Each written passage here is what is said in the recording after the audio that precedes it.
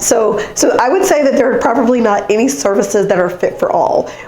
We spend a lot of time in our work talking about social justice, talking about ensuring that each victim's experience is honored and each survivor's needs are met. And that requires us to be agile in our responsiveness.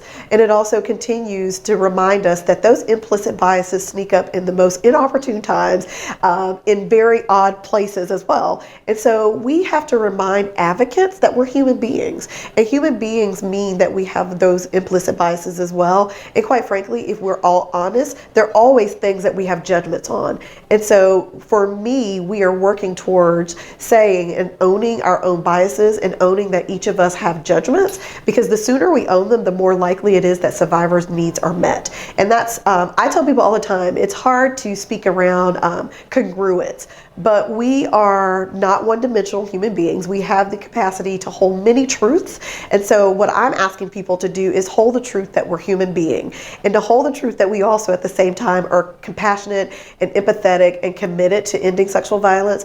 And so we have to do both of those to ensure that our services are not just accessible, but actually meet the needs of those survivors. And so the way that we are working towards ending and addressing sexual violence at the North Carolina Coalition Against Sexual Assault is by holding true to what we know to be true. And that's human beings are absolutely prone to mistake. We are a judgmental society. And if we don't own that, then we can't meet the survivor who's at the end of the call, who's sitting at the desk in front of us, who's in the hospital room while we're holding their hand and helping them understand the process they're about to go through. We too have to check ourselves at the door, and that's nearly impossible. And so the things that we can check at the door, we'll leave that baggage there, but the things that are intuitive to who we are will come with us when we're working with survivors.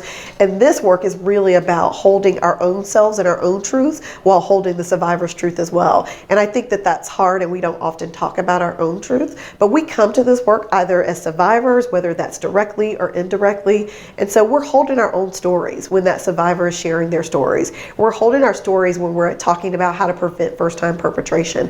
And I believe I'm giving permission, the coalition is giving people permission to be who they are and to bring out the best in them. And so we're working towards saying, I am who I am, and all the things that come with me are who I am. But what I do know is that I care about people, and I care about humankind, and I care about people living their best lives. And so that means that in order for me to live my best life, in order for me to be a part of ending sexual violence, that we also have to be true to who we are and check those things and learn who we are before we work with any survivors.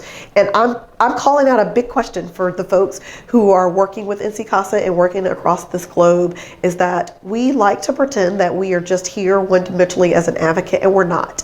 And so the new ways in which we'll do our work is to own our own truth while we hold those survivors' truths true to who we are in this work. And at that time and in that space, we'll be able to have services that meet the need of every survivors.